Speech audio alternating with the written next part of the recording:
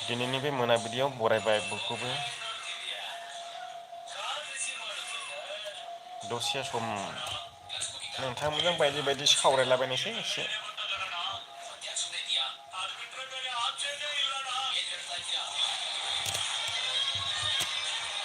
दासिमबो रावबो गैया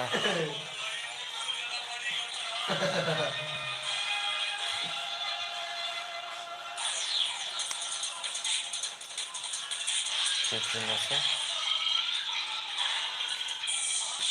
आरिया दैमारि माबोरै दङ आदा मोजां बड' लाभलि मा खालामदों आदा ओरैनो दङ दासिमाव मोजाङैनो दङ गोलांनानै दं आं एसे ना अखा हागासिनो राजेस हेपि ब्लग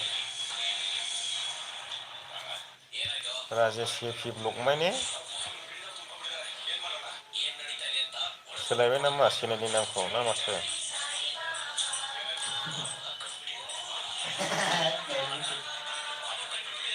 बिरफुं बसुमतारी हेलौ हाय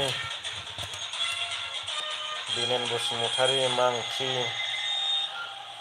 ओंख्रिया आंने एकदमबारे मिसल दैथुन नार्जारि मा खबर मोजां ना मोजां मोजां मोजां खबरा मोजां एकदमबारे बड' लाभलि मा ओंख्रि जाखो ओंख्रिया एकदमबारे मिसललै सबायनो दालिनो आलुनो फान्थावनो सरजिनानो एकदमबारे मिसल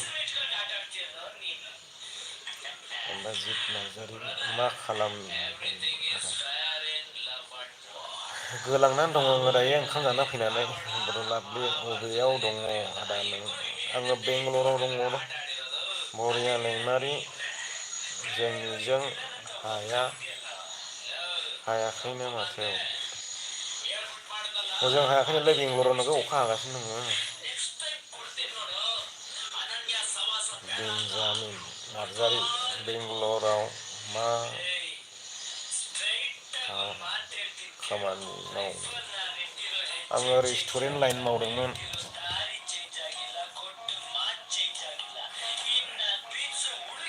बिकेएस माब्रै दङ आदा मोजां मोजां बिकेएस नोंथां मान बर' मेथाइआ फैलायबायना आंनिया मा खबर ब्र' बिदिनोसै खबरा सानसुमा बसुमतारी मारै खबरा मोजां दासान्दि गसाइनि अननायाव सान्थस बर' आदा मा खबरलै मोजां ना खबरा मोजां मोजां एकदम मोजां ब्रहाय माने एकदम खामानिनिसो टेनसन जानानै दं आं बेन्जामिन नार्जारि बेंगालराव मा है रिपिट थांफिनलाय लांबायसो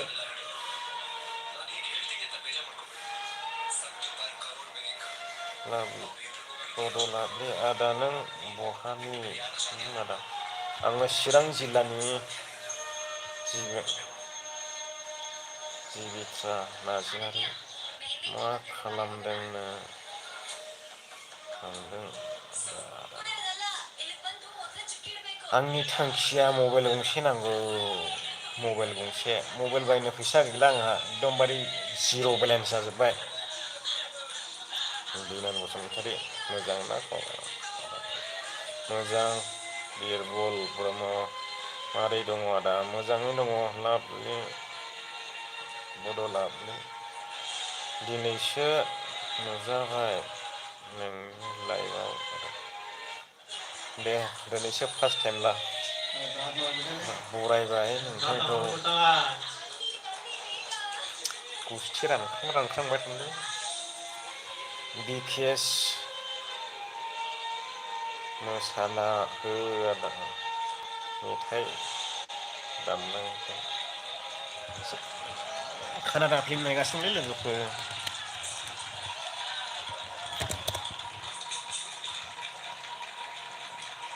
जाखांबाय दहायनो जाखांदों फुंखा ब्रह्म बहाय दङ आदा आङो बेंगलराव दङ बेंगलर रायसुंनाय बसुमतारी ब्रह्मसिम फरायलांबाय मा ओंख्रि जाखो ब्र नोंना मा गामि आंनि गामिया नर्थ लावख्रिगुरि चिरां जिल्लानि सिङाव थानाय ओमफ्राय आमगुरि पुलिस थानानि सिङाव थानाय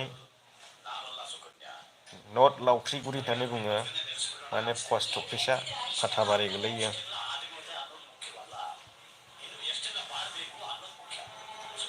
बबेनिफ्राय फरायामोनथाय आन्दाय बायसो आं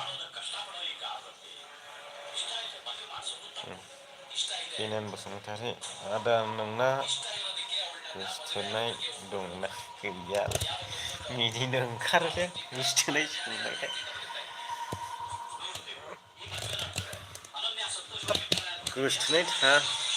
गोसथोनाय गैयाब्ला थांना थानो हाया नामा रा मुलुगावलाय गोसथोनाय मा सोङो एकदमबारे बाथारखायो आं बड'लाब्लि आदा नों हिनजाव लाबाय नामा लाबाय हिनजाव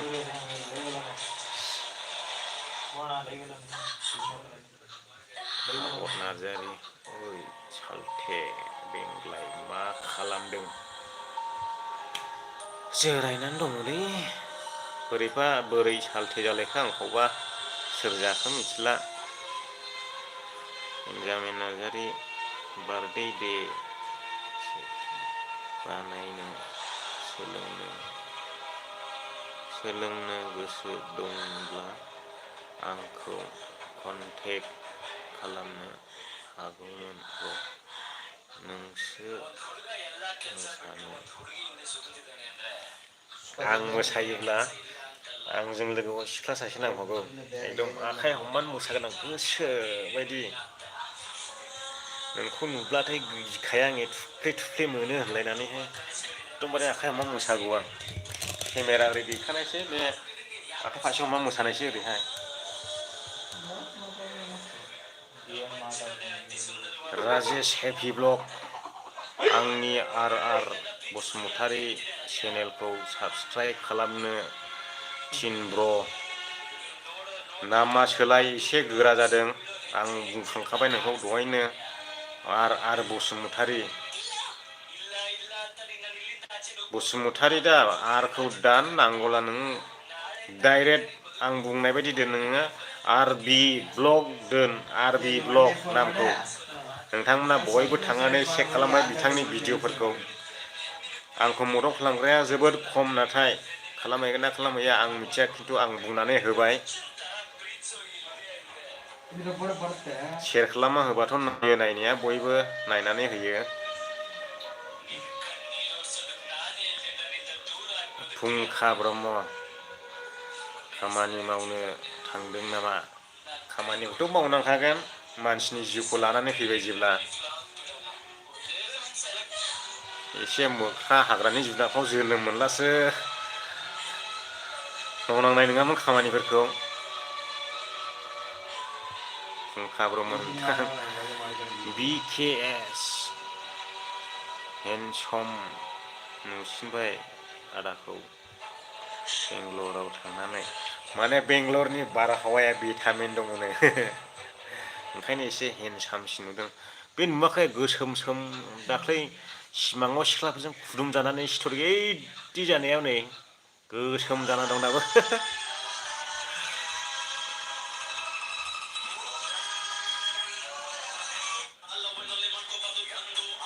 बेन्जामिन नार्जारि ब्र नोंखौ मा होनखो दारि लाबा हेन्डसाम नुखादों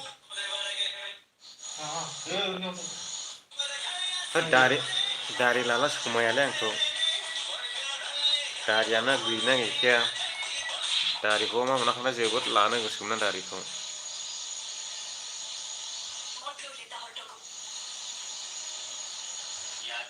बिके ब्लग मा खबर आदा बिदिनोसै खबरा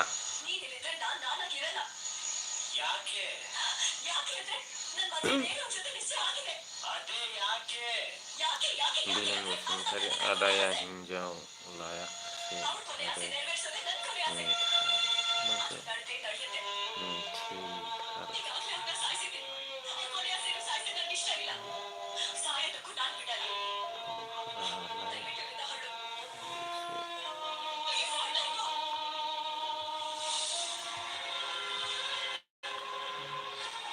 satam nongura ni gua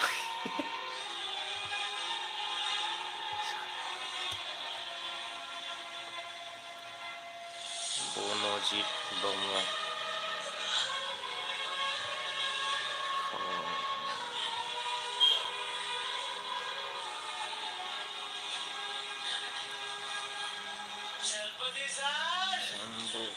sambu kharji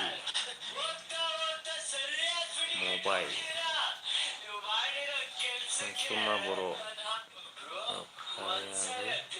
जानायनि थाखाय खामानि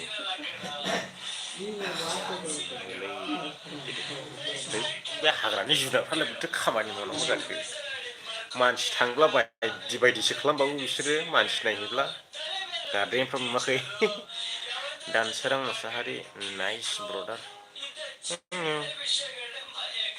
राजेश हेपि ब्लग दे जागोन दे सोलायनोसै पइन्ट होनाङा डाइरेक्ट आरबिल' हो गेजेराव डट होनाङा आरबिल' हो डाइरेक्ट आरबि ब्लग मा लास्टआव एस होदे ब्लग लानोसै पइन्ट होनो नाङा पइन्ट थादेरनाय बिदि डट होदेरनाय चेनेलफोरखौ ग्र'आवहाय बारा खारनायनि चान्स नुहुरा आं रिंसार नार्जारि फैद' न'आव ब्र' आंनि न' खाथिनि ना जाखांबाय जाखो मिथिला रिंसारना बिकेएस दारि गैयै हौवाफोरनि गोसोआ मोजां नङानो दा नंखागौरा थिगखौनो बुंदों नों फंबाय नेरसोनाबा मा डिलेट खालामखोलै खागौरा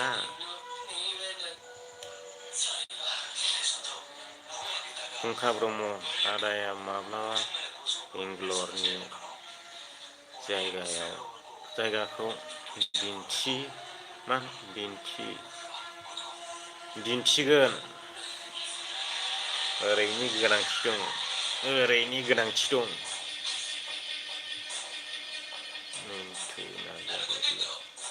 माथो दानफिननो खौनो फाग्लासो सुमा बर' नोंना मा खामानिलै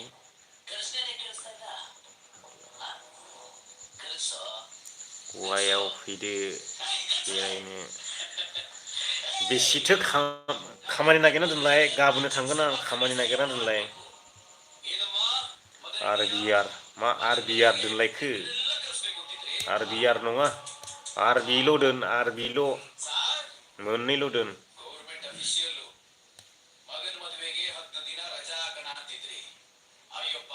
बे लास्टनि आरखौ दान जेबो दट होनाङा ओमफ्राय लासै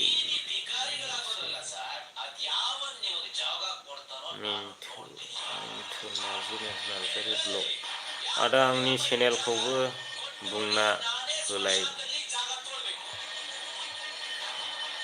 नामाखौनो इदि गोब्रा लायो मिन्थु नार्जारि ब्लग एफा गोलाव नाम लायो सट लानांगौलै चेनेलफ्राव नामाखौ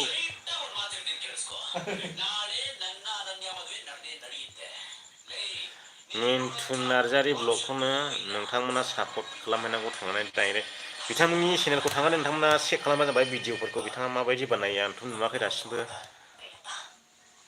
रिंसार नार्जारि आंखौ सिनायाखिसै आरो सुरास्थन जों बागमारायाव बल खेलायाव जेब्ला थांफानाया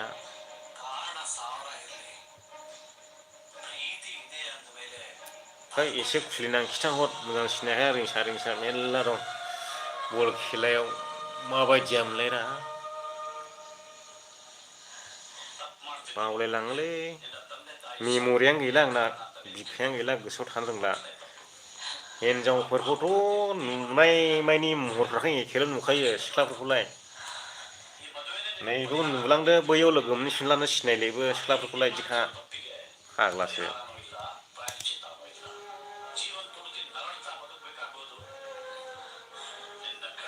एसके उल्थासो फरायलांबाय बिकेएस लोगोफ्रा सोर सोर दङ दा खेबसे खिन्था रावबो गैयालै जों बर' मानसि रावबो गैया रावबो गैया आं हारसिंल' दङ बेयावहाय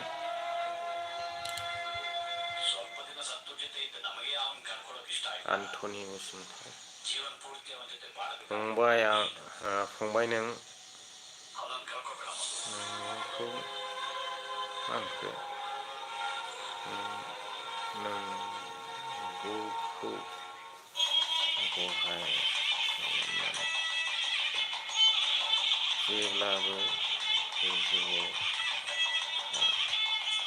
नोंबायदि खस्थ' खालामनानै दासिमबो रावबो जायगानिफ्राय भिडिअ होआ बेंटल थेंकिउ आदा इसिबां मोजां बुंहरनायनि थाखाय रोजा रोजा साबायखर बावहरनाय थाबाय आंनि गोसो गोरबोनिफ्राय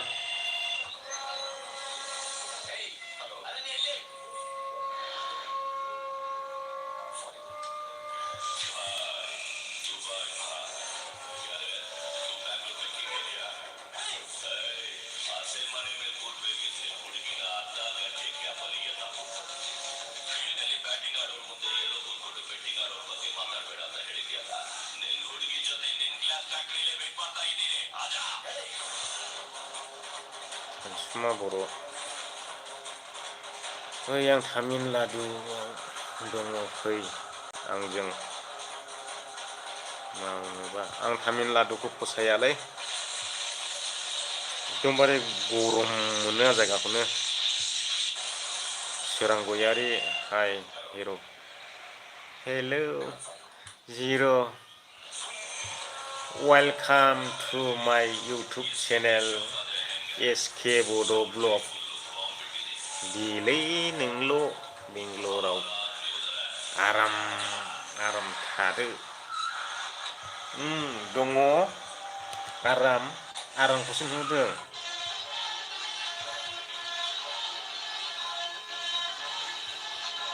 रिंसार नार्जारि प्रसेननि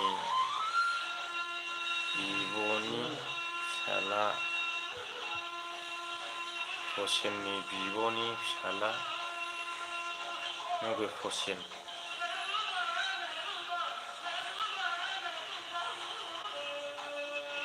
राजेश ब्लग एसके बड' ब्लग फैबाय माथो दाउलुना दासो नुजाफैदों वेलकाम टु माय बेंज्लाय नार्जारि इउटुब चेनेल मोगथां इस्लारि दाबो उन्दुआ दुइथा जेके बसुमतारी माला फैगोन न'आव आङो एप्रिल जा मे जा थांगोन न'आव एप्रिल जा मे जा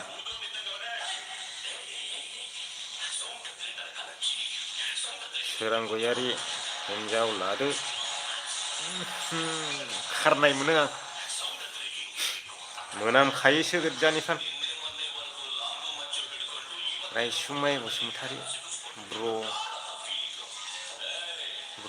बेसेबां फरायनाय आंनि फरायनाया जिर' लाथिख' रिंसार नार्जारि सिनायनाबो थांफादों दा नों मा ओंख्रिथाय बेनाबो खोंफा दंमोन दा बबेयाव दङथाय बियो मानसिया खौरां गैला बेखौहाय फनबो हरा फाग्लाया नाम्बारखौबो सेभ खालामबावदों आं दाख्लै ट्रेनावहाय बबेयाव दंहैयोथाय सांखां अके ब्र बैनाय सांखां दा बियो प्रफाइलखौ नायना मोजांनो सा लंजों सिनायाखै जिरक्स नार्जारि मा ओंख्रि मोनजाखो आदा ओंख्रियानो एकदमबारे मिसललै मोगथां इस्लारि मारै होनदों ओरै होननांगौ ना ओरै होननांगौ ना ओरै होननांगौ जाखो सानान्दा हिनजावलाबो खानादा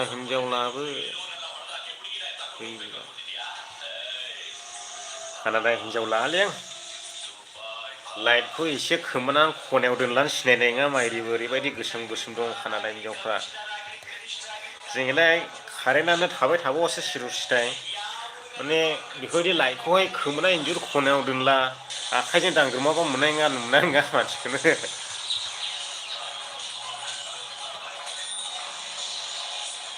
जाहोन बर' आदा मा ओंख्रिसो होनलायलांबाय माबोरै खबरा मोजां सानजाय मोसाहारि सान्देआव फै आदा जोंनाव सान्देआव फ्रि नङा मान्देआवसो फ्रि जागोन मान्देआवहाय 12थानिफ्राय 7थासिमल' फ्रि खामानियानो सुथियानो गैया होनजायो ओंखायनो आं मावा आंनि बेरायनायनि खामानि नांगौ सप्तायाव खनसे सुथि नांगौ फुंनिफ्राय 12 घन्टा सुथि नांगौ माने 12 घन्टा सुथि गैया बाव 12थानिफ्राय बेलासिनि 7थासिमबानो सुथि 7थायाव खामानियाव जयेन जाफिननांगौ बेबायदि खामानियाव मावनो हायो आंनि भिडिअ'आनो फैनाय नङा बिदिला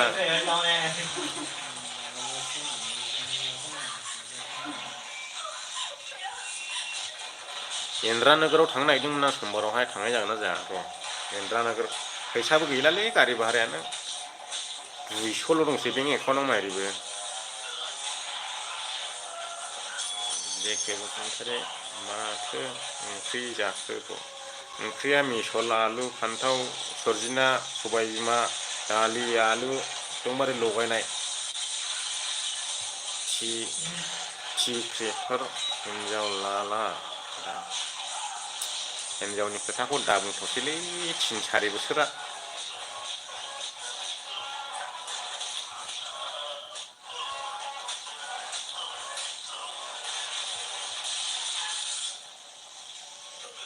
हरखे ब्रह्म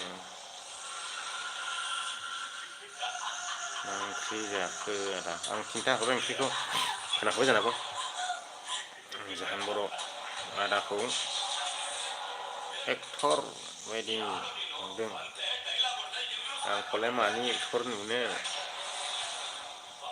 एक्टर नङा मोखांफ्रानो एकदमबारे एम्बु सिथ्र' बायदि गोजानै आंनि हेथा दंलै 3सो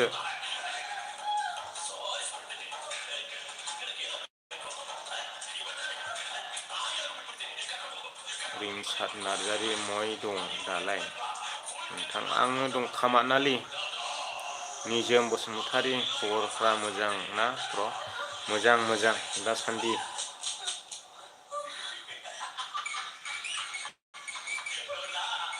कौन बार मुस्लिम का हिंदी का कमेंट कर रहा है यार पूरा इंग्लिश स्पेलिंग में लिखो ना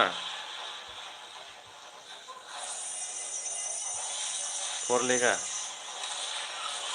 मिस्टर मांगी मागी ना मांगी नाजी एसके बर' ब्लग लाइक होथारला माथो बिनि लाइमाखौ लोगो मोनबायाखैलां दाबो थांफिनलायबाय दां साला सुवादना गैलालाय नायब्रबबायखायल' गावसिनिखौबा शेयार जाथोंना जोबजासे नायना होलायो आङो भिडिअ'फोरखौहाय खिनो ओंखारदोंब्लाबो भिडिअ' हगारना दोननानै खिबाय थाहैलायो आङो नाया दसेखौनो आं बेखौला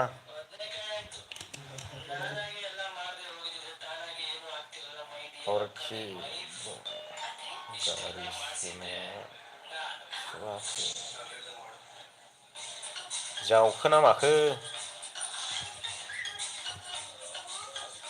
जावनाय सिस्टेमसो मोनबाय आं गामाखौ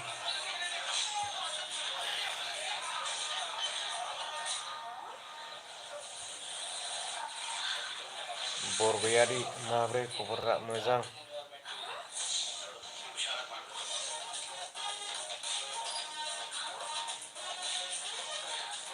राहुल माहाय दं बेंगलर बिपुल बसुमतारी सोर मिस्टार मांगि बिलाय मा लिरखो मुस्लिम आखरजों हरदोंलै बर'ना हारसा जाखो आं मिथिलालै बेखौहाय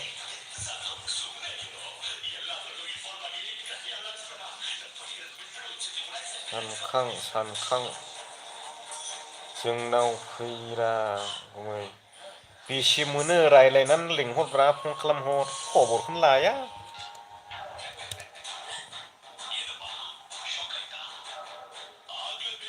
फैसाखौसो सिगां मिथिग्रोनो लुबैयो आं बेसे मोनो खय थारिखआव मोनो बेखौसो हाबायाव लिंहरलै आदा खबर हरगोन र' दानो लाथ'वालै फुंखा ब्रह्म आदाया हारसिं थांनाय नामा औ आं हारसिंसो बेंगलराव बर' लोगोफोर दंना गैया आं फैनायाव लोगोफोर गैया ओमफ्राय हारसिं आलादा जाबाय आं हारसिं जाफिनबाय दा रावबो गैला आंजों र' आंबो नायो एसकेनिखौ थांलाय सोला सुवा नायो एसकेया नायखाया जोंनि भिडिअखौहाय गावनिखौल जोबजासे नायना होनांगौ साला आंनि पार्सनेल आइडि गिदिरजोंहाय जोबजासे नायना होलायो आङो थाब सेयार जाथोंलै होननानै इउटुब चेनेल गिदिरफोरजोंहाय भिडिअखौ जोबजासे इउस खालामजाला भिडिअआ भाइरेल जानो गोरलै मिथिबायना खोनासंना लाखा सानजाय मुसाहारि जोंनाबो मन्डेयाव सुथि मान्डेयावनो सुथि मोना माबायदि रेस्टुरेन्टलै जेखि बसुमतारिया मा रिप्लाय होआ हाब रिप्लायआ होगासिनो दं खोनायाखै नामा फाग्ला थुलास माससो लादों नामा बेलाय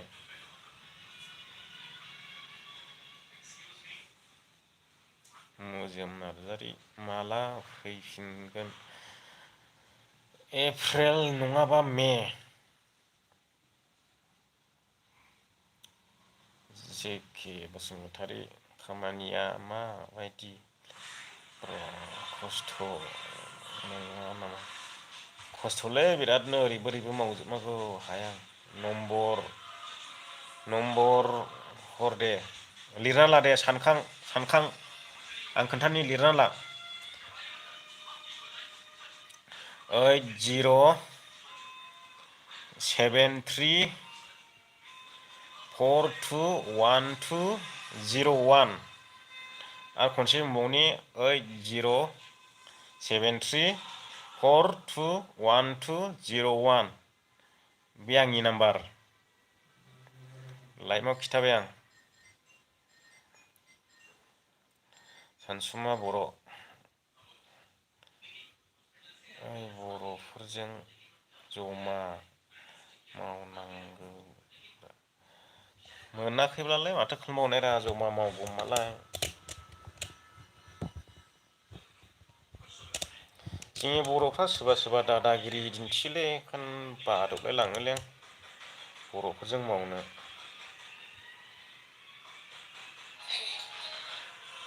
चिरां बय मा इमान है दस्रा गुबुन मानसिफोर दङलै गावसिनि फिल्म नायगासिनो आंनिखौबो नाय ब्र होनबालाय नायो र' आं एबाराव समखौनो मोनाखैलै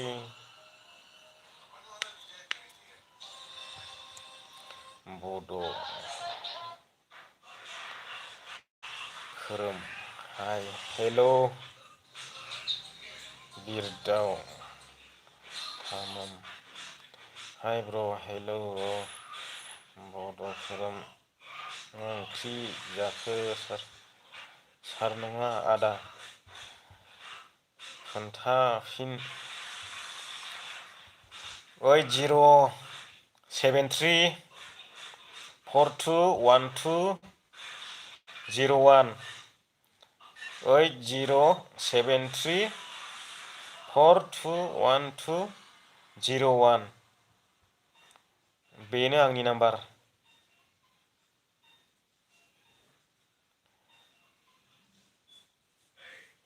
मोजोम नार्जारि ख्रिस्टमासआव फैला आरो देग्लाय आं ख्रिस्टमासखौ जाथ'ला।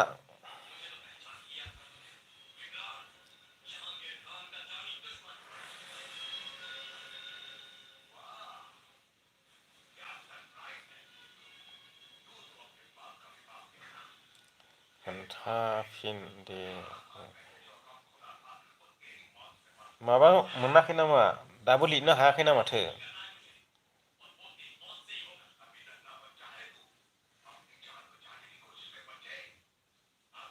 चिरां बय आंना नेमा मोजां दा आदा नोंनि नामखौ डिस्ट्रिक्टनि नामखौसो लाबाय माथो चिरां बयनो चिरांनि सेंग्रा जाहैबाय नोंबो। C2H5 मा नाम जाखोलै बेलाय मालाबा लोगो हम बन्दु आं ब्रकिलाव थायो। जाबाय दे दा फन बुगोन आं दे दा हरबानो जाबाय। बिलिफां नार्जारिमोन जाबायलै बिलिफां नार्जारि मा ओंख्रि आदा ओंख्रिया एकदम मिसल दालि आलु ओमफ्राय सबाय बिमा सोरजिना फिथाइ ओमफ्राय फान्थाव माबा दंदेरबावोमोनलै आं नामखौनो मिथिजोबासै। अनिल बसुमतारी हाय आदा मा खामानि मावनाय नों रेस्टुरेन्ट लाइन खामानिया फारसेनिफ्रायनो मावजोबनांगौ संनाय खावनायनिफ्राय लानानै पारसेल जुनाय माबा न' सिबनाय माबा वासिं माबा थोरसि सुनाय ओमफ्राय आरो संनाय बेयावब्ला बेयाव बेयावब्ला बेयाव बेयावब्ला बेयाव रेस्ट गैया ओरैबायदि खामानि मावनांगौ फाग्लासो आं बिदि खामानि मावफेरनो मोनाखैमोनलै। चाइनिसब्ला चाइनिसल' मोनदोंमोन आं जुसब्ला जुसल' मोनदोंमोन आं खामानि मावनो आलदा आलदा गावबागावनो हनै फारसेनिफ्रायनो लागा लागि मावजोबनांगौ गावबागाव डिपार्टमेन्टआ नङा खामानियानो फाग्लासो।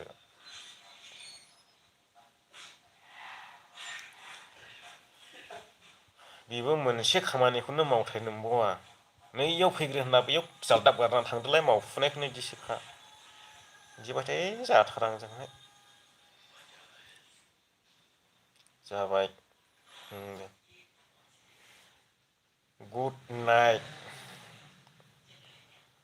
मोजोम नार्जारि गुड नाइटसै आंबो दोननोसै दसे माबा माबि सेथिं खालामनांगौ दङलै इउटुब चेनेलनि बागै।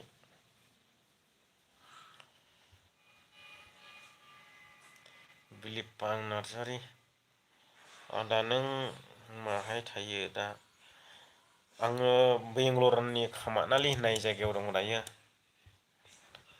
आंबो बिदाय लानोसै नामा लोगोफोर मोनाबायबो ओमफ्राय बांसिनबो थांजोब्बाय दा 31 जन मानसि आंजों लाइभआव दङ नै ओमफ्राय 31 जना लाइक थुना होलांबाय ओमफ्राय सासे थांबाय नै गुड नाइट होननाया फंबाय आंनिया थांबाय सासे फंबाय जायोना आदा जायोमोन मिथिला मानसियाबो हौवाना हिनजावमोन राजेश ब्लग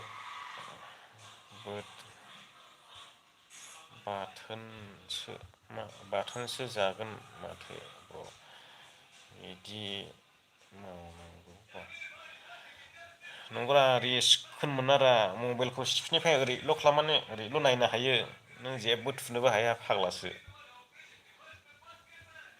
मबाइलखौ मोनलां दसे फेसबुक खेवगौमोन आं दसे होमब्लाबो मोना सिफिनिफ्राय ओरै बख'बाय आखाइया ओरै फोनांबाय लुना थुब्ला गेवबाय टाइम नुबाय बेनोसै सिफियाव सोफिनदो थांदोलाय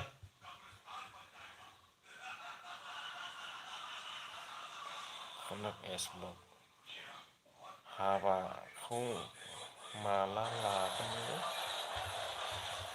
2040 आवसो लानोसैलां सोंबाय थायो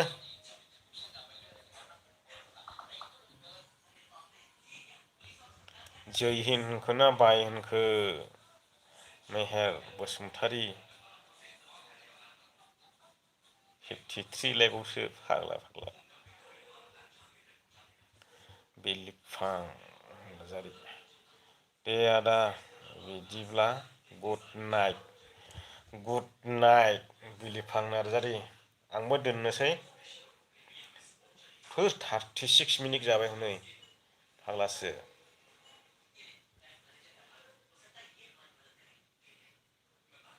फाननार एस ब्लक बोरायबाय नोंथां बोरायनायालाय बोरायबाय थागोन बैसोआ थांबाय थागोन बोरायनो बुरि मोना बे देनां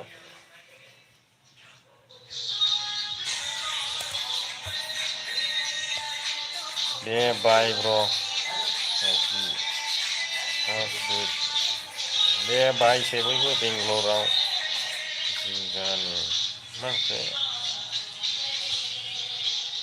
बेंगलर जिगानि आं बुजियाखिसै जायगानि होनखो ना जिगानि होनखो सानसुमा बर' खस्थ'द्रायलै नोंना खामानिया नंखागौरा सानसुमा बर' खस्थ' नोगोद खस्थ' खिबु गावहां जालायो आं एखनब्ला एकदम हांमा सुरनानै खिफिहरनोसै आं होनब्लाबो एकदम समा मोनालै दानसोरां बसुमतारी मोजां ना भाइ खबरफ्रा मोजां आदा मोजां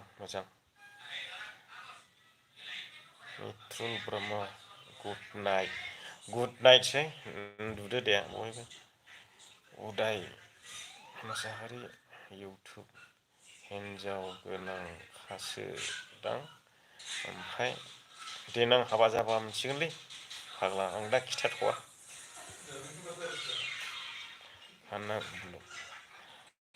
वान प्लासखौ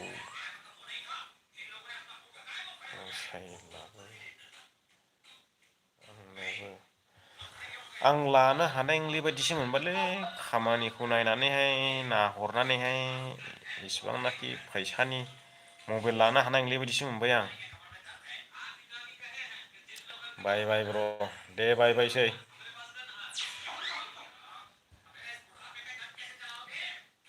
वान प्लासखौ आं लानो सानदोंमोन ओमफ्राय गोसोआ खावनै जानानै दं आंनिया एसेबां दामनि मबाइल लास्लायस्लाय आं एसे 6-7 हाजार होदेरला गप्र' 9खौनो मोनो ओरैबो सानदों गोसोआ ना 6-7 हाजार होदेरनानैहाय 36 हाजारनि गप्र' 9खौनो लानोसै नामा आङो बिदिबो सानदों ओमफ्राय 12-13 हाजारनि मबाइल गंसे लादेरनायसै गोदान टटेल 45सो थांगोन गप्र'जों मबाइलजों 45 खरस थांगोन आरो माने खनसेनो 36नि लाखाबाय मबाइलखौनो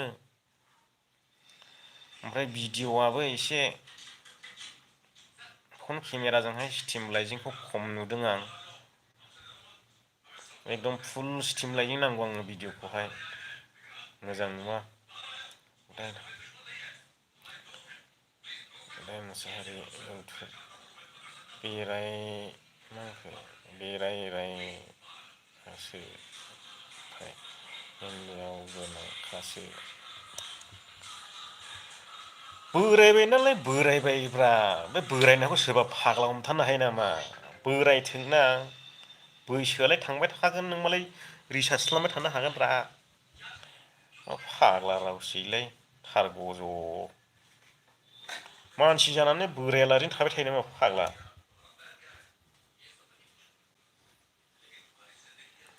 खांखोमाफ्रा बोरायनानै थैयो जोंलाय मानसि जुनारफ्रा बोरायनानै थैयो। खस्थ' खालामनानै जाग्रा मानसिफ्रालाय लेबार बा मावग्रा मानसिफ्रालाय बोरायालारिनो सेंग्रा थाबाय थायो नामा। टाउननि मानसिफोरबायदि बडि फिल्टार खालामनानै आराम थाबाय थानो मोनब्लासो। निहार बसुमतारी मेजेस्टिक खाथिना एसे गोजान जायोलै। 15 किल'मिटारसो जागोन दा मेजिस्टिकनिफ्राय। मेजिस्टिकआ फैयोला मेट्र'जों फैनांगौ डाइरेक्टनो मेट्र'जों फैब्ला खाथि जायो। सानसुमा हराव बेलेग खामानि हम नागिर गवायाव थां हटेलफोराव। गवायावबो हटेलाव आं मावहैगौलै कन्टेक्ट गैया। लादो लादो गप्र'खौनो। आंबो बेखौनो राइट सानना लादों ओमफ्राय आंनि बे मबाइला खननैसो दैयाव हालुमाया खननैसो दैयाव दांग्रोमनानैसो मोनदों। आरोबा जेबो जायाखै दासिमबो ओमफ्राय दा एसे एसे थाबथाहांबाय बे दै हाबनाया बोरैबा जाखो ना माखो। एडिटिंआव स्पिड जाला ओंखायनो दा गोसोआ खावनै खावथाम जादों। गप्र' लाबाथ' गप्र'आ फुल स्टिम लाइटजों ओमफ्राय 128 मेम'रि मोनफागोन 128आखौथ' मबाइलाव सापर्ट खालामखायो।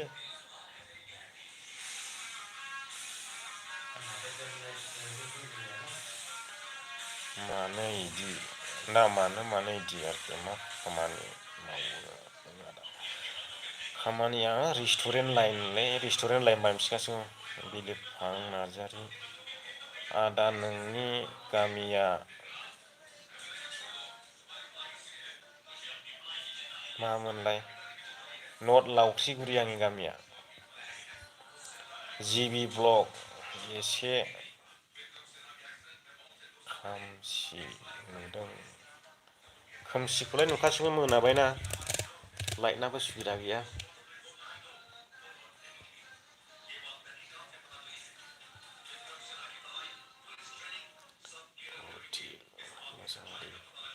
आं दासो नायदों आयौ आं दोननोसैसोमोन दासो नायदों बावबाय 43 मिनिट जाबाय नै आं फैनानै।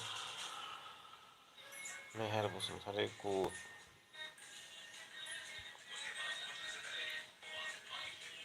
DSLR लालै DSLRखौ नों ओरै दैनानै खालामबाय थानो हायालै देरद्राय। DSLRखौबो लागोन उनावहाय आं सर्ट भिडिअ खालामनायनि थांखि दङ। DSLRखौबो लागोन उनावहाय एसे आर्निंफ्रा बारा जालांला। एसे आंनि थांखियानो एसे मासावहाय ओरैबायदिसोमोन आंनि इउटुबनि थांखियानो मासावहाय आं एसेसो बुरजा आर्निं फैनायमोनब्ला जायोब्ला माने मासाव बिदिनो 80,000 एबा 70,000 बिदि फैनायनि मोनब्ला माने बिदिनो 10,000 5,000 बिदिफोरखौहाय गोरिब न'खराव दान होनाय बिदिसोमोन आरोखि आंनि थांखियानो। ओमफ्राय दासिमबो आं खालामनोनो हायाखै बेबायदि आर्निंआनो ओमफ्राय दाबो आं सहैनो हायाखै बे थांखियाव। आसा खालामो एसे थांखियाव सहैगोन सोरबा हेल्प खालामगोन होननानैहाय माने बिदिनो गोरिब सुबुंफोरनोहाय बिदिनो माइरं बायनानै जाग्रा मा बायनानै जाग्रा आंबो गोरिबखा गोरिबालाय माइरं बायनानै जाग्रा बेफोरबायदि मानसिनो आं बिदिनो 60,000 70,000 80,000 बेबायदि आर्निं जायोब्ला 5-10,000खौ बिथांमोननो आंनि नामै होबोनाय आरोखि बेबायदि लोगोसे आङो भिडिअ'बो खालामो आरोखि बिदि हेल्पिं खालामलायनाय हेल्पिं भिडिअ' बेफोरबायदि खालामनो गोसो दंमोन आरो ओमफ्राय दा बे थांखियाव दासिमबो सहैयाखै मावफुंनो हायाखै आङो।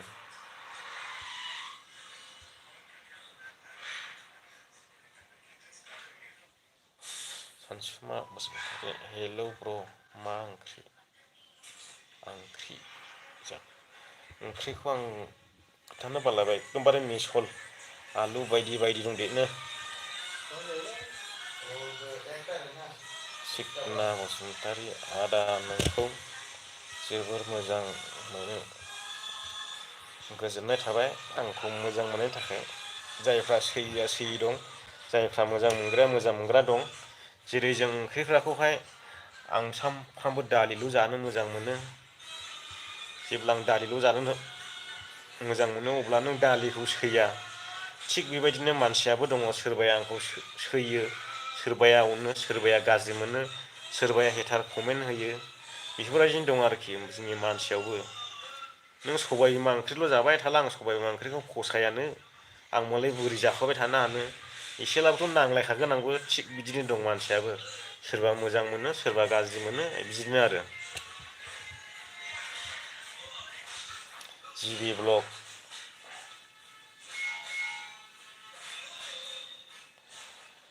र' दाबो दादोनथ' र' इन्टारेस्टिं खालामबाय थाथ'। माने सोरबा सासेया एसे हेटार कमेन्ट होना होबाथाय इन्टारेस्टआनो बायो। दुखु मोनोद्रा थारुन बसुमतारी, बोरै दं, माबोरै खबरा आदा? मोजाङैनो फंबाय खबरालाय। देरहासार इस्लारि, वेलकाम टु माय इउटुब चेनेल। देरहासार इस्लारि दासो फैसनदों नै। आं माबा इनद्र' खालामनो थिननायालाय बुरो।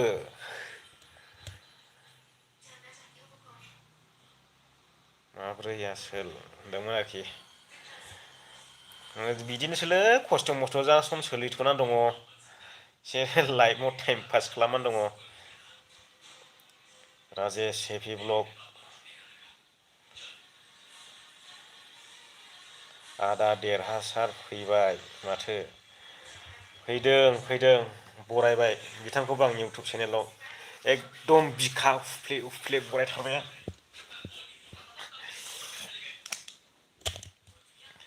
माब्ला सहैफिनगोन, माब्ला इन्जय खालामनो मोनफिनगोन।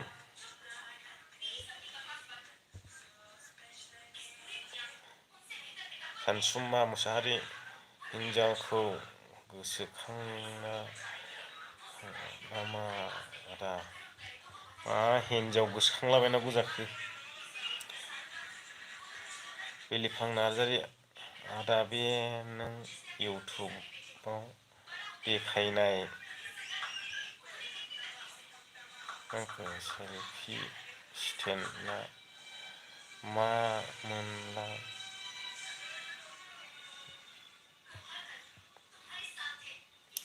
सेलफि स्टेन्ड बबे? बे आं दैनायखौ होनदोंना माथो?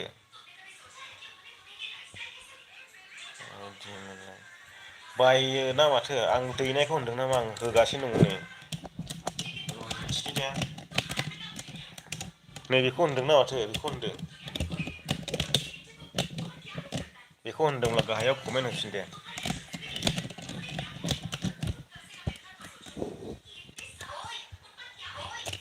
बेखौ होनदोंब्ला गाहायाव कमेन्ट होफिनबानो जाबाय। आर बि चेनेल आदाया माहायनिरा? आं चिरां जिल्लानि फंबाय।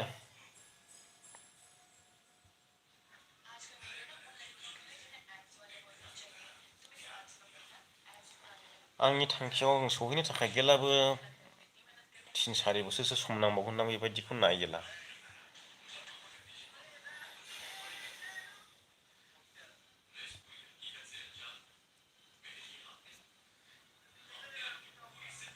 आदा देरहासारा थांफिनबाय नामा? मानसि गिदिर जाबायलै, बिजि थाथारो नोगोदनो। भिडिअफ्रानो थाबलायनासो दं दां, इदिट खालामथ'नो हायाखैदां। आं इनद्र' खालामनो थिननाया गैया माथो।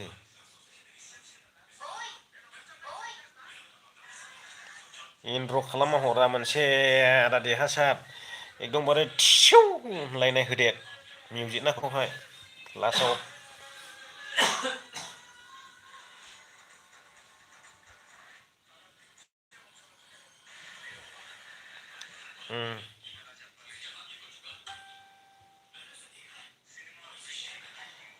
आरो आङो जोंनि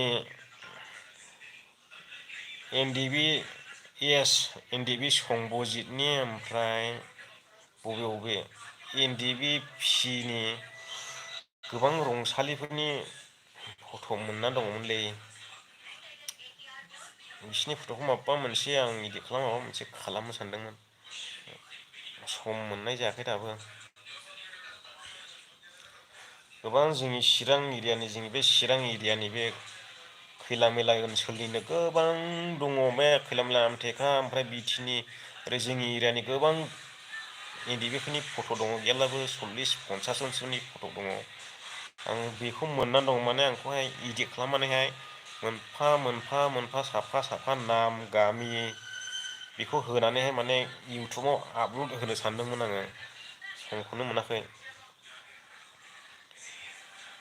बावबाय थायोरा गाबोन हरथारनोसां दे एकदम मिउजिकआ लास्टावहाय थिसौ होनलायनाय नुजालायनायनि होखा 10 सेकेन्डसोलां जायो आरो बि चेनेल दालाय माहाथो थाया आङो दा बेंगालराव दंफैयोलै मोनसे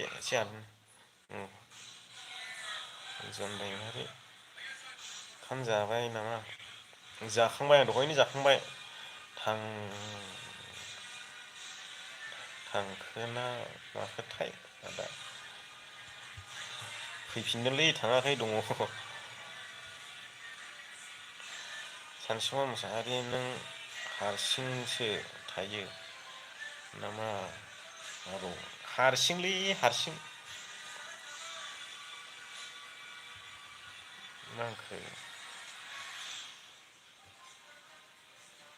किलसार ब्लक हाय दानसोरां आरो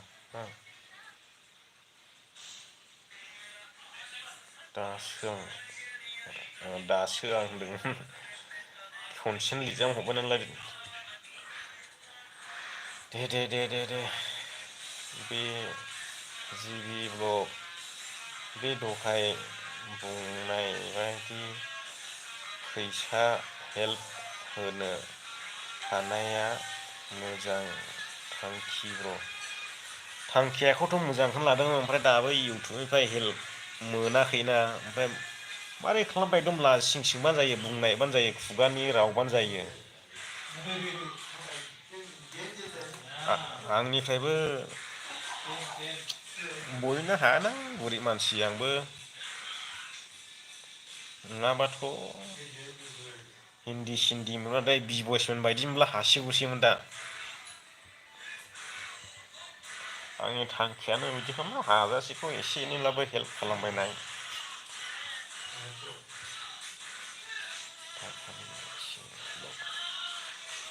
मानसियाबो इसोरखौ मिथियि जालांबायलै आङो ओंखायनो लाब जायासैदां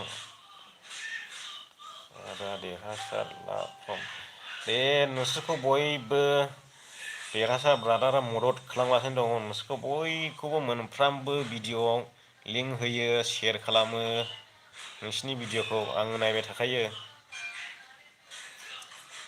सुराज टनाबो जोंनिया 2K जाबाय कंग्रेसुलेसन 2K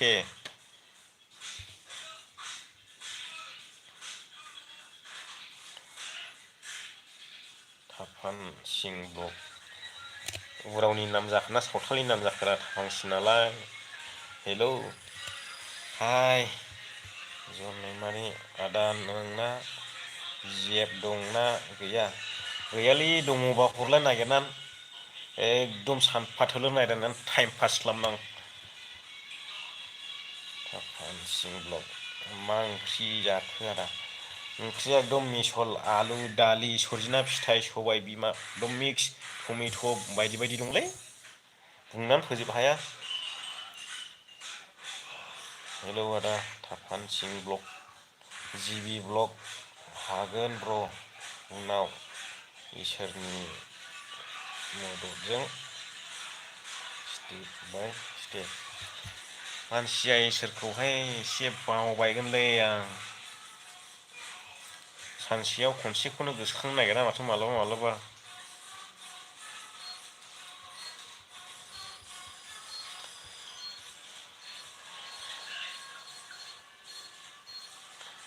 ओमफ्राय आं मोनसे कमेन्ट नायनो लुबैदों नोंथांमोननिफ्राय सोंनायसै आङो नोंथांमोनाव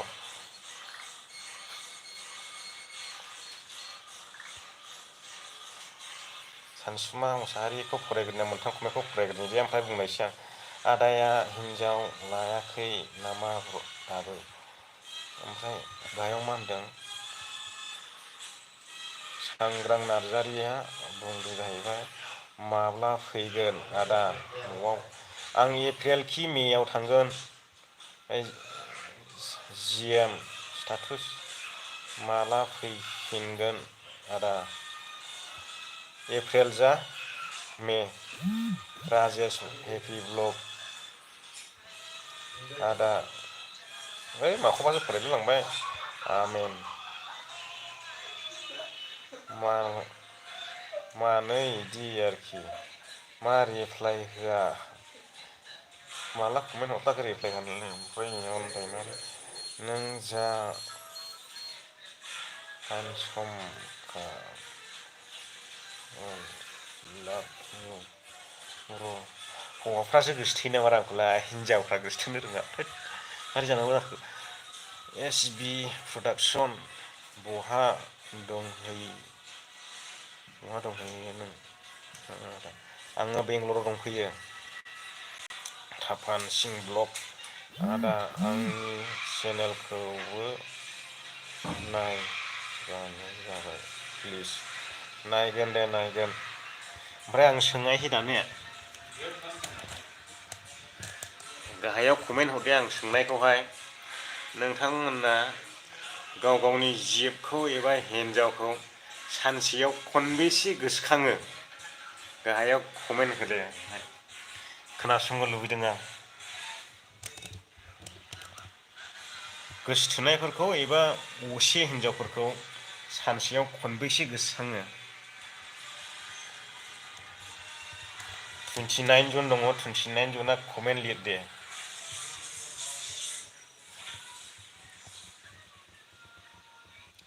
नेनानै थाबाय दसे। 50 बार होनखाबाय नै सासे सानसुमा नार्जारि 50 बार होनबाय दा नै। जिवन दैमारिया बेसेबां होनदों? आं खेबथाम मानो इदिया आदा इउटुबनिफ्राय 6 मासाव खनसेल' मोनो आं। जिबि ब्लग 3 टाइम सोंदो दे। बिलिफां नार्जारि सोंदो दे। सोंबाय। थापान सिं blog 1 time. Rajesh happy blog अरायसम आर.बि. चेनेल सिंगेलसो आदा आंना।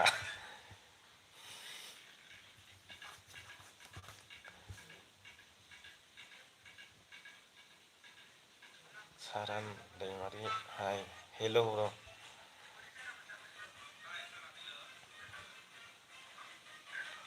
सांग्रां नार्जारि नोंलाय आदा? बिलिफां नार्जारि 10 बार। ओमफ्राय सोर खनबेसे गोसोखांबावो दे जायफ्रा कमेन्ट होआखै हो दे। सानसेयाव गोसोथोनायखौ एबा गावनि हिनजावखौ सानसेयाव खनबेसे गोसोखाङो? फुंनिफ्राय लानानै सान हाबनायसिमाव। मोनानि खोथाखौथ' दा बुंबावसै।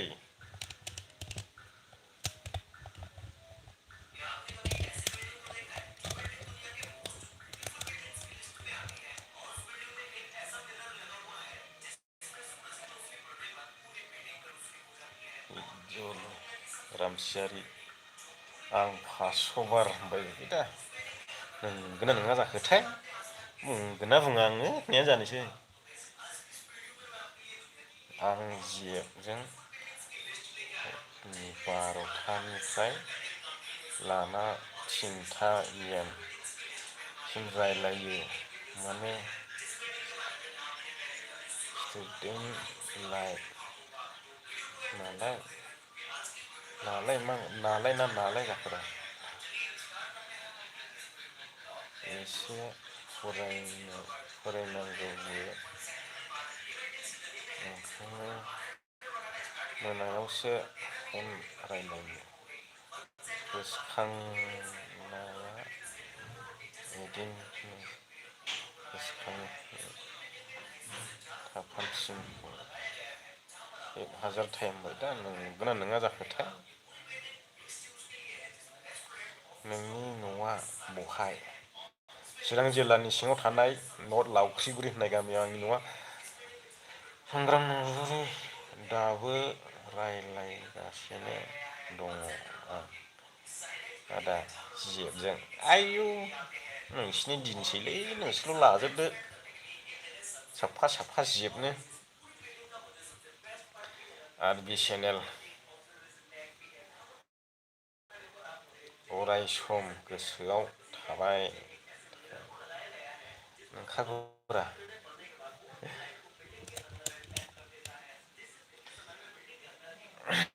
खमैना खम फैबाय माथो आं सोंनाया सारा दैमारि आं 20 जिएफजों मा 20 जिएफजों माने 20 जनजों नामा सेकेन्ड बाय सेकेन्ड गोसोखाङो जाखागोन गोसोथोलायनायथ' ट्राइबेल बेलेन ब्लग आरो आसामिस लेंगुवेजखौ फोसावनो जों बर' रावखौ बुथारनो नाजागासिनो दं भिडिअ' मोनसे लाबो नेना थागोन आं बिनि सायाव बानायनो सानदोंमोन ओमफ्राय आं निउसखौबो मोजां नायजोबनो मोनाखै दासिमबो माब्रै माब्रै जादों बेखौथ' खोनागासिनो दं बेथ' जोबोद खहा जानो थांगासिनो दंखायो जोंनि लिडारफ्रानोलै उल्थां फाल्थां खालामजोबो लिडारफोरनि गोरोन्थि आं एब्ला होखोना माखोलै सांग्रां बार बार कमेन्ट खालामब्ला उसुबिदा जागोन नामा रा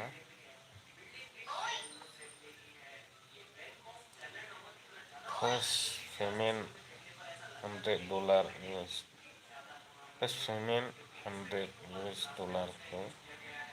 मोनाखै नामा दाबो मोनबाय दाख्लैनो इन्जय खालामनानै फैबाय जोङो आदा देरहासारनि इउटुब चेनेलाव थांनानै नायहैनो हागोन बिथाङा बिराद लाइभ होदों बिथांमोनखौ लोगोसे लानानै थांदों नोंथांमोना मिथिनो हागोन आरो बिथांनि चेनेलाव थांनानै नायहैब्लानो थांनाय मासनिहानो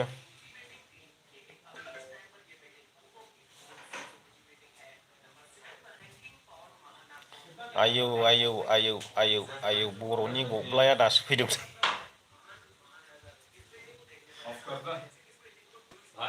ओ अभी अभी ऑफ करेगा मैं ऑफ करेगा अभी थोड़ा मैं लाइव चल रहा है मानो इदि मारै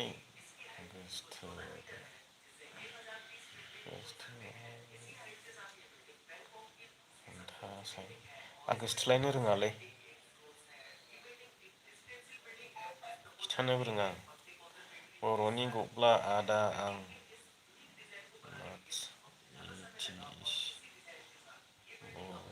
रावजों फोरोंनो नागिरदों नाथाय चेनेला ग्र' जागोन ना जाया नायग्रोब्लानो जाबाय क्लासनि इडुकेसननि फोरोंगोन दा क्लासनि इडुकेसननि फोरोंनोब्ला टिउसन बायदियै टिउसननि माबाखौनो होनाया साबसिन जागोन टिउसन लाइन आंबो डिग्रिनि बागै बारा मोजां मिथियालै गुवाहाटि सारियालि फंबाय माबोरै दं मोजां आदा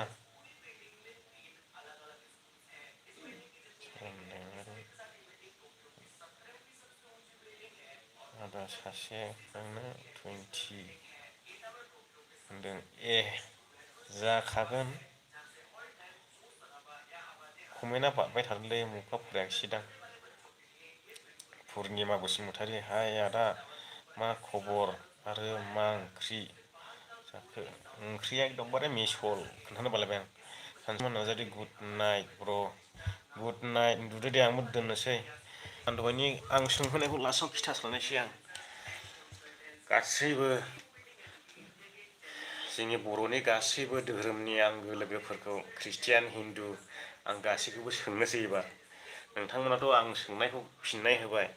हिनजावखौ सानसेयाव खनबेसे गोसोखाङो होनना सोंनायावहाय सोरबा 20, सोरबा खनथाम, सोरबा खनसे, सोरबा खननै, सोरबा 1000, सोरबा 500। नाथाय दानिया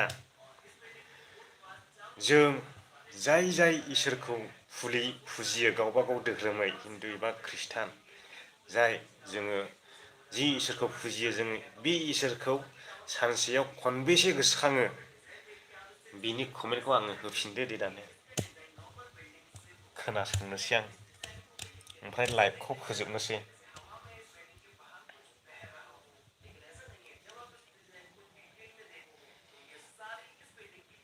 जोङो गावनि हिनजावखौ गावनि गार्लफ्रेन्डखौथ' सानसेयाव खनब्रै, खनबा, 10 बार, 50 बार गोसोखाङो। नाथाय जों जाय इसोरखौ फुजियो नों ख्रिस्टानानो जा हिन्दुआनो जा नों जाय इसोरखौ फुजियो नोंथांमोना गाव गावनि इसोरखौ सानसेयाव खनबेसे गोसोखाङो खनबेसे गाबज्रियो?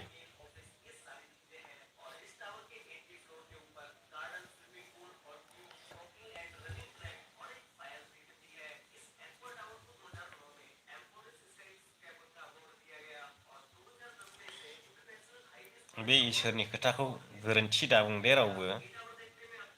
बुंखायो इसोरनि रावाव सैथो थाङो।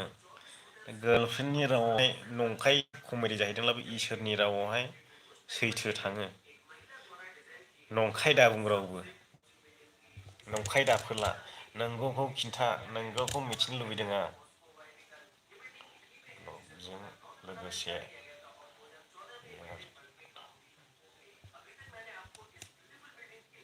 थाबाय थायो माने टाइम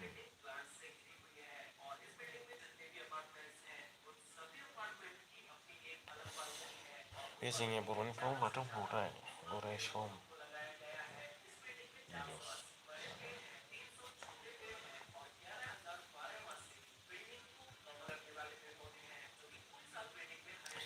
खिन्थु आं फोथायनायाव लोरबां जालांबाय दे मानसिया।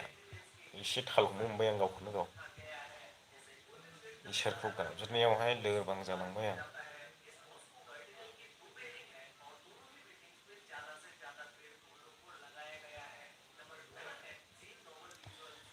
गोसोआथ' सानो गिदिर गिदिर ओरैबायदि हेल्प खालामगोन ओरैबायदि हेफाजाब खालामगोन नाथाय आखाइया मोनहाया गोसोआल' गुवार।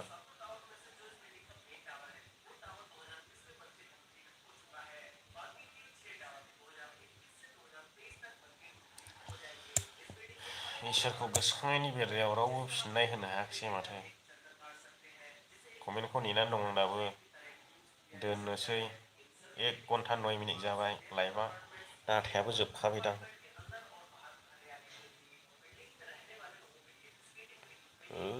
1 GB दंबावोसो माथो।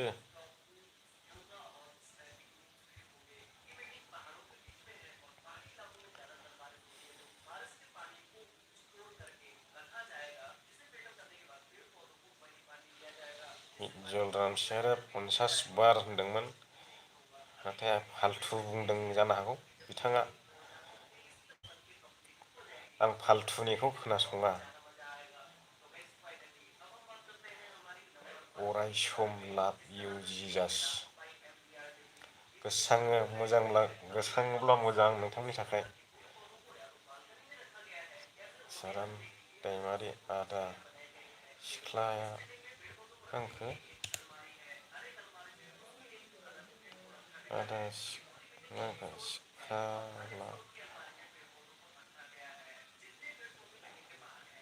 आं बुजियाखिसैलै सारां। इसोरानो जोंनि बिमा बिफा अराय सम गोसोखाङो। नोंथांमोना गोसोआव लानो हादोंब्ला मोजां।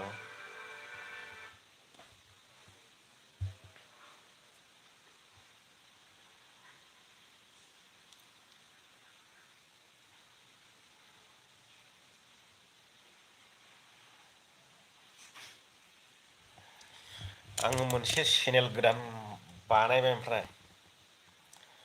मोनसे चेनेल गोदान बानायबाय आङो बेवहाय जेनेरेल धोरोमनि संसारनि रमान्सनि मोसानायल' होगोन आरोखि आं बेयावहाय बिदिनो फांसन डेन्स स्टेज डेन्स बेफोरखौ आं होगोन आरो बेयाव माने ब्लगजों लोगोसे भिडिअ मोसानायखौ होफानो एसे उसुबिदा जायो ओंखायनो आलदा बानायना दोनबाय आं मोसानायनिल' होगोन। बाथौनि मोसानाय ख्रिस्टियाननि मोसानाय रमान्सनि मोसानाय फांसनफोरनि स्टेज मोसानाय बेफोरबायदिखौ होगोन आरो आङो बैयावहाय जेनेरेल धोरोम बासियालासिनो आंलाय बयनावबो थांखायो थांनाया मानसियासो खृष्टान जानो हागौ हिन्दुब्लाबो हाबो रावखौबो बासिया आं बासा बासि गैया आंनि गोसोआ समान नोंबो मानसि आंबो मानसि हिसाबैसो नायो आं धोरोम हिसाबै नाया रावखौबो सोरबा सोरबाया नायो जानो हागौ धोरोम हिसाबै नाथाय आं बिदि नाया रावखौबो मानसि हिसाबै आं नायो धोरोम हिसाबै आङो नाया आरो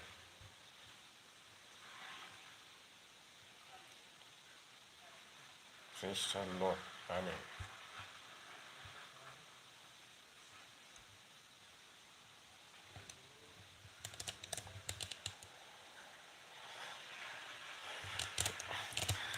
मोनसे जोंनि गिर्जानि मोनसे मेथाइ दङलै पाप निमाहा बिनाय बे मेथाइखौ आं रेकर्डिं खालामगोन र' माबायाव मिसनावहाय पारमिसन बिनानैहाय रेकर्डिं खालामगोन आं बे मेथाइखौहाय ओरैबायदि मोजां मेथाइ बियो पाप निमाहा बिनाय नोंथांमोना गाबनो ओंखारलायगोन बेयावहाय सिंगारा हिनजावसो नांगोन दे हिनजावनि गारांबासो मोजां खोनागोन। मालिकजों माब्लाबा भिडिअ'आव लाबो र' दे मालिकआ हिनजावसोबाव आङो नार्जारि मा होनबावो मालिकआ फुङाव फैनाय मानि गुड मरनिं नार्जारि बेलासियाव ओंखारलांनाय मानि गुड इभिनिं नार्जारि मोनायाव ओंखारलांनाय मानि गुड नाइट नार्जारि बिदिल' होनबावो माहाजोनालाय जा मोजां ओमफ्राय बेथनखौनो होआ साब्लां रायलायो फिसाजोआबो सानसे थाफैयो दाखुम दं आदै आदै होनबाय थायो आंखौ साला आं माबा बोरायदों ना मा आदै आदै होनबाय थानो नंलाय लाङो आं माब्लाबा माब्लाबा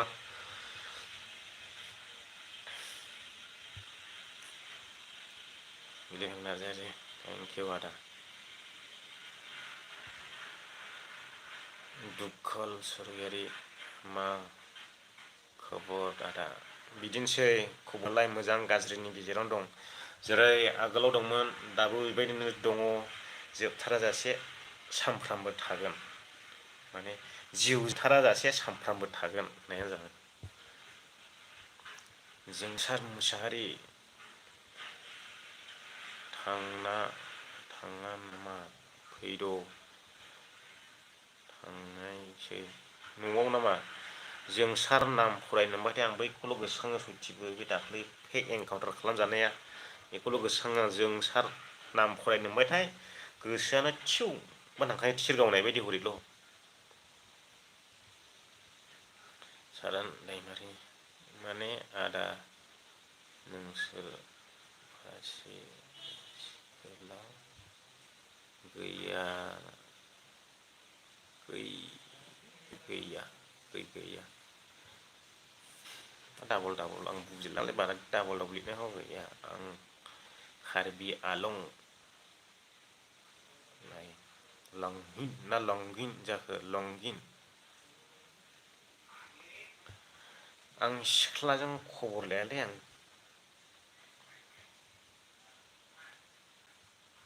फाग्लासो मिनिनोसो ओंखारबाय आं दे दोनथ' दा दोनथ' माखौ मिनिनो ओंखारखोलै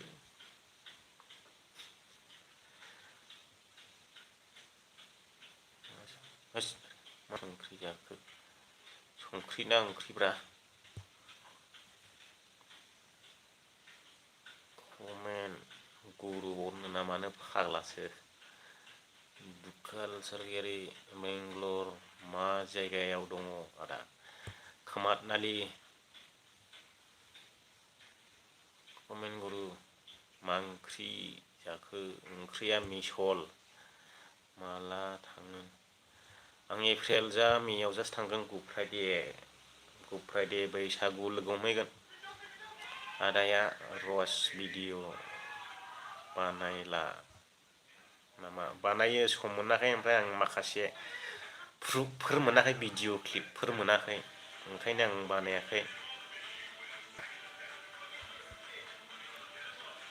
मालिकनि खोथा बुंनायखौ मिनिनो ओंखारदों ओंखारगौरा बिदि होनबाय थाखायो फिसाजोआ आदै होनबाय थायो साला बुरैनो आंनिफ्राय देरसिन नुयो आदै होनबावो हौवानो गोसो जागारला मालाबा आदै होनबाय थायो आंनिफ्रायसो बुरैसिन नुयो मानसिखौनो बैसो गिदिरसिन नुयो आंखौ आदै होनफैनायालाय साला माबा बोरायदों नामा आं मा साननानै थायो आं गोसोआवहाय गावहानो बुरिलांबाय साला गावनि बैसोखौ दांनायाखैनो बेंगलरनि मा एरियायाव दं रुराल ना मा गोलैयो नामाथायरा रुराल ना बोरैबा गोलैयोलै सालायानो गिदिङासै आंनिया बे डिस्ट्रिक्ट गोलैयोदां रुराल डिस्ट्रिक्ट गोलैयो जोंनि दिखियाजुलियाव फैफेरबाय नामा आदाया थाङाख' थांगोनसो थांखि लादों थाङाख' आदाया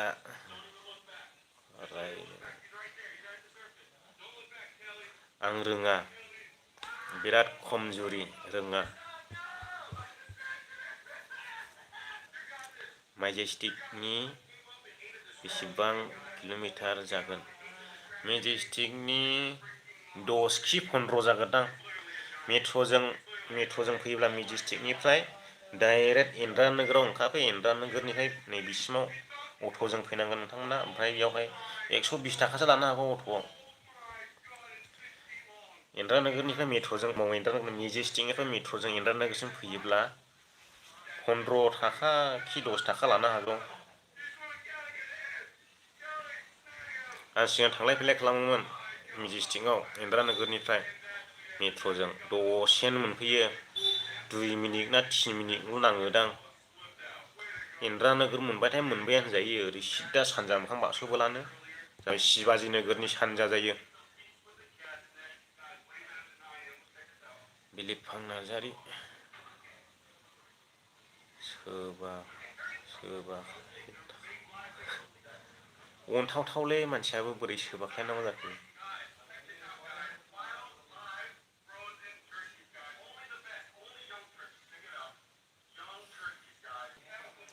दोनथ'नोसै दे लोगोफ्रा उन्दुनायसै गाबोन डिउटि टाइम दङ डिउटि दङ दा लोगोफ्रा उन्दुलाजोब्बाय नै एसे डिस्टार्ब जाबाय लाइट ओंखायनो आं दोनथ'नायसै बयजोंबो बिदाय लाबाय दसे सम आंजों लाइभआव थानो थाखाय दसे सम माने जा गोबाव जाबाय 1 घन्टा 20 मिनिट जाबाय हनै बेनोसै दिनैनि लाइभआ आरो गाबोननिफ्राय डिउटि लागाथार दिनै सुटिमोन रावबो मास्टारफोर गैया खामानि मावग्रा न'आव थांजोबदों मालिकआबो बबेबा मिटिङाव थांदों रावबो थायाखै ओंखायनो खामानिया दिनै बन्द' दा गाबोननिफ्राय सुरु जाफिनबाय खामानिया दे आदा दे गुड नाइटसै दासो हाय होनफैदों नै सासे ओमफ्राय जाबाय दोनथ'बाय हायोबाबो दा गाबोन नङाब्ला समफोर सम मोनोब्ला देवबाराव सानफ्रामबो आधा घन्टा लाइभ फैबाय थागोन आं दोननो थाखाय मोनसे अके गुड नाइट बयखौबो गुड नाइट दसे सम लाइभआव थानायनि थाखाय नोंथांमोनाबो दिनै हरसेखौहाय थैनायजों समान नुनाय समाव इसोरा गावनि गांखंआव बजबनानै लाथोंसै। बयखौबो आंनि गोसो गोरबोजों साबायखर बावहरनानै एसेयावनो आं दिनैनि लाइभखौ दोनथ'बाय। गुड नाइटसै बयखौबो आंनि आंगो लोगोफोर। लोगो मोनफिनगोन थाबैनो। बाय बाय। लाभ इउ गासिखौबो मोजां मोनो। आं नोंखौ गोसो थोयो।